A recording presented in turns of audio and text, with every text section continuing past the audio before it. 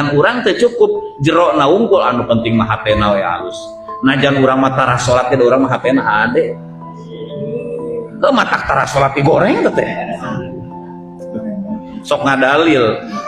Urang mah najan tara ngaji ge, ara urang mah kabatur goreng.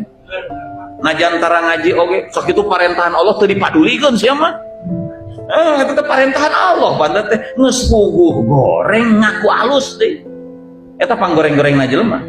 Geus puguh goreng ngaku halus kuduna ge, sanajan luarna halus tetep ngakuna goreng. Cek haji ono teh abi mah teu aya nanaonan.